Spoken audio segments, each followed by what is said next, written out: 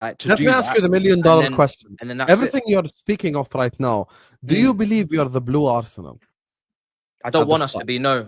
The reason why I won't go to Arsenal's levels and depths is because there's a winning culture and winning mentality instilled at this club. And it's still there with a lot of the fans. Some of them, they're younger, maybe, I don't know, and some people just really think this is the incredible bulletproof project. I think it depends what happens around you. Like I said, no one can account for Liverpool signing some of the best players and then suddenly. Yeah, I don't think anyone's expecting Chelsea to win the league. Yes. My thing is, the reason why I ask the blue Arsenal question is the way that you're speaking is the same exact way probably an Arsenal fan maybe spoke 3 years ago about process and step by step and etc. And that's kind of what like the Chelsea fans probably opposed as a culture, as a nature. Because in my opinion, look, I'm gonna change your summer transfer window. I'm gonna make it only 4 players. Let's say you signed Joao Pedro. But then on top of that, you signed Ekitike, you signed Mike Maignan, and let's say you got, I don't know, whoever left wing. Semenyo. Yeah, from Bournemouth. Yeah. I would be genuinely looking at Chelsea as a serious title contender in this moment in time. I would be more worried about Chelsea than I'd be about Arsenal. I believe Chelsea would be on 9 points from 9 now had they signed an Ekitike and a Mike Maignan. Yes. Are you one of the Chelsea fans that wanted Chelsea to sign I wanted Ekitike, yeah. And I wanted a new goalkeeper, yeah. Obviously, the goalkeeper market is a bit interesting because Donnarumma, how good is he with his feet? We're going to find out at City. But I said when that Mike Maignan deal was collapsing, or we were taking the piss with the incremental bids, which, by the way, you never see incremental bids for the players they actually want, like Garnacho. But that's another conversation. Then, I said, we're not going to get a new goalkeeper. And then Sanchez is in form and he goes and gets the Golden Glove at the Club World Cup. And I know we're not going to get a new keeper. So people will say, when people hear me speak, they'll be like, oh, he's spoiled. Oh, he wants more players. I actually don't want as many players as we continuously keep bringing in. I always start the window. And if people watch me and listen, they'll hear me say this. 3-4 key starters and shut the window. I don't want all the fluffy extra stuff. I don't want all the extra. I just want the needle movers, the guys that go into the spine, the guys that take this team. So you wanted an Alisson Van Dijk window, basically. Of course, absolutely. Because I believe that's the kind of window we are away from to actually going for a proper title charge, and me sitting across from you and saying, we're going to try and win the league against you, and I'll just back my team to win it from that point on. I don't need much to say Chelsea are going to go and win the league. Like, I don't need the team to be glittered with world-class players, but I do need certain things to be hit, and there's certain things that aren't quite there. And I don't want to be this club that are always a couple of players, and that's where you link it to Arsenal, a couple of players away. Yeah, that's why I said blue Arsenal.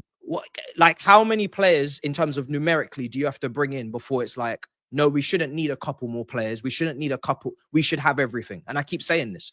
But the difference between us and Arsenal, I have to make this clear. We have to win a trophy this season. I don't disrespect the League Cup. They haven't won it since 1993. I don't disrespect the FA Cup. I don't disrespect. We have Champions League and European heritage. You know this. Yeah. We win in global and European stage. So yes, but it's more the ideals. Like, yes, okay. Yes, Chelsea the ideals won are not similar. World Cup. Okay, but Chelsea won a Club World Cup and a Conference League. Let me be fair about this. Can I guarantee that Arsenal would have won the Club World Cup? No. But can I guarantee that Arsenal would have won a Conference League? Probably yes. Let's be objective about this. That's fair. That's fair. Yeah, if Arsenal won the Conference League, even with like the Nketiahs and the Nicolas Pepes and shit, they would have won the Conference League. You could put that to the side for sure. But yes. So that's my point. I'm not talking about like you're talking about the winning culture, and I appreciate that.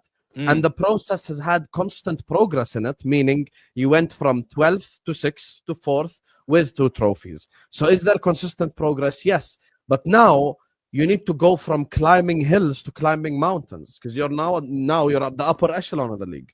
And the reason why I mentioned the Arsenal methodology is, look, is Todd Bowley, Igbali, and Bluco, whoever is responsible at Chelsea, are they disappointed if Chelsea finish top 4 and, maybe win 1 or 2 domestics in the next 4 years? I wouldn't say they'd be disappointed if they're a stable Champions League club. And that actually takes you into the possibility of something else, which is worse, which is the Blue Spurs under Pochettino. Well, stable Champions League club, no trophies. We're picking up shit. So I'm not worried about being Spurs because we're definitely picking up trophies. There might not be the majors that I want, right? Like Premier League, that's what we need to go and get back. But we're picking up trophies. There's no doubt about that. All I say is that for as much as people want to continue to keep like almost extending the leash on the dog, right? Just remember that we have top players that want to win trophies. So it's not It's not just a fan thing of, oh, he can't wait any longer. You think Cole Palmer can wait any longer? Do you think No. Caicedo can wait any longer? Do you think these guys can't? Caicedo can. No, but no, seriously. No, seriously. Caicedo is one of the best players in this league and one of the best midfielders in this league. He should not have to wait any longer to be in a serious title fight. So I feel like I'm almost speaking on their behalf. And if there's any winning mentality that's come in, and I think there has over the last couple of months, because they've won 2 trophies, especially that Club World Cup, I think the manager also would like to win the Premier League, right? So I would like to equip the manager with the right tools to say, you haven't really got any excuses but to go and try and win this league. Now, because Chelsea finished 4th, yes, you can definitely go incrementally and say, right, first season back in the champs, it's going to be more difficult games. You want to go further in all 4 comps, and Liverpool have had an incredible window and Arsenal are in phase 7. So challenge. And if you fall short, it's acceptable. But what I'm saying is, at some point, we have to go and actually be one of the favorites, and that means but like this sounds like a product that you're trying to sell without its labors happening yet. Now, come end of the season, what you said happens, and Chelsea challenge but fall off, but you have a respectful season. You have to build on that. But then the problem is, you just said it yourself. What happens if next summer you go through the same thing again? What happens? The quality of winger that came in this window. Look, like I said, Santos, fantastic. Esteval, Hato, backup. Asigo, backup. João Pedro, Delap at 30 million, no problem. It's the wingers. I think the quality out wide could be a lot higher and should be a lot higher. Now, if the quality of the wingers don't improve, then there's a cap. In this system in particular, because the wingers have so much responsibility. They don't have an overlap. They don't always have support. Sometimes they're isolated. Sometimes they've got to be, in my opinion, from what I've watched, they need to be good at dribbling. Garnacho is not a great dribbler. That's why I have my concerns. People talk about off the ball movement. I should be able to get more than off the ball movement. I should be able to get dribbling, off the ball movement, goals, assists. I should be able to get it all. Why am I picking? I should be able to have a complete winger at the club. I should be able to. And the thing with the wage bracket thing as well, at some point that's got to give too, because like the best of the best players ain't gonna come here for like no 20,000 a week like type thing. No. But this is where I'll defend us. I like the wage structure because I think some players, when they get paid a lot too early, they start to become very complacent, disillusioned, and they start to act up and don't actually provide the levels that you're paying them for. They're harder to move on. So if they do flop, you can't sell them, we ain't got time for that either. We need to be getting players moved on if they flop. And to be honest, I'll reference you. Your wage model is good, and you reward the top players towards their peak, and then you give them the contract. So, but at the same time, we don't say no, Ekitike, we're not going to sign you because you're on 200 grand a week. How much is Ekitike get? 200 grand a week. That's why Chelsea didn't want to sign him. That surprises me, because usually you guys don't do that. Usually you guys don't put people on that kind of money from the get-go. I don't mind us rewarding people once they've shown us they're worth rewarding. Like, Guehi is getting a new contract. I think Cole Palmer was given a new contract. Caicedo was given a new contract. I'm more than happy with that. If that means sometimes we can't get someone that wants 350k a week, I haven't got a massive issue with that, because I believe. Yeah, but then you're never going to get over the line. No, I don't agree. How? Even Man City have limits. They walk away from deals, right? I don't ask for us to build a team of Galacticos. Galacticos don't always win. What I ask of us is to build a balanced team. I ask us to make sure that the traits match up. So the strengths match up to strengths of other players. Like a Neto crosser has someone that can head the ball, which they finally got this season in João Pedro. And I ask of us to look at the under 25 category, even with that wage cap, and just make sure that you're bringing in the best of the best. I don't think we can sit here and say that Chelsea always, sometimes they do, but they don't always get the best players within that category of under 25, even on the decent wages. Sometimes they go elsewhere and they get something else. And I'm like, you could have got better. You could have got better than this. So obviously there's a cap, and that's the reason why that's the problem with everything that you're saying. There is a limit. That is like you're stopping yourself from doing like all the successful things that you'd like your club to see.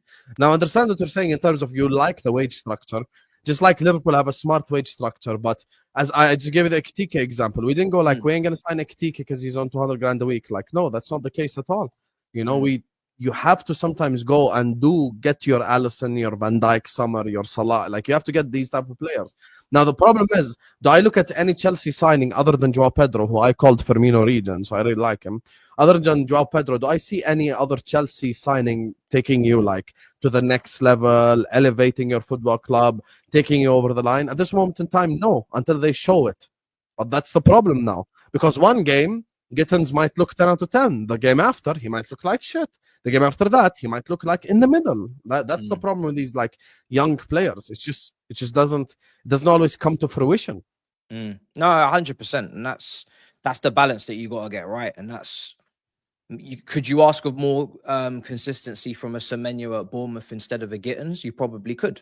And then if you had a Semenyo and a Garnacho, now people will say, oh, Semenyo is really inconsistent. What about Kudus? Could you ask again? Kudus didn't have a great season at West Ham, but he's more experienced. He probably fits into all of those quotas that we just read out, but you can ask for more from him. This is my thing.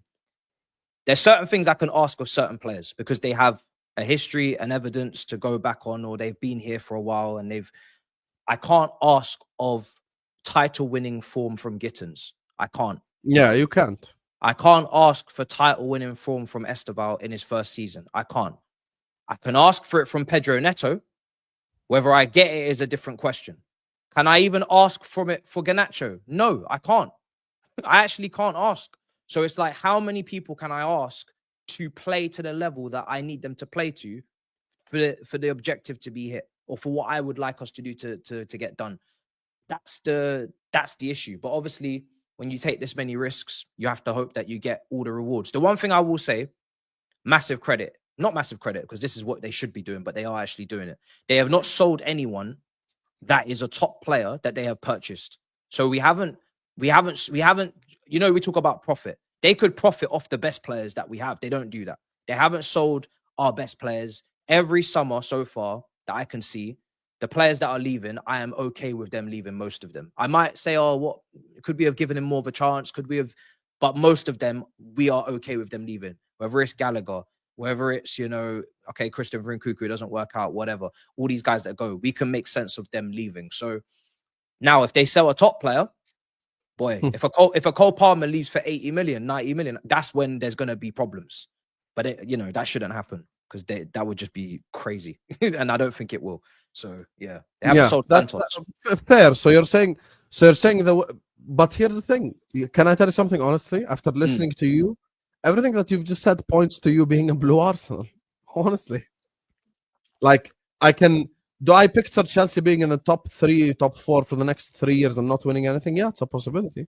It's not impossible if you go down this route forever. Because there's an Athletic article, I think, that came out like this summer, I believe, or the summer before, where they said if a club actually gets 55% of their transfers right, they're considered successful. 55%, imagine.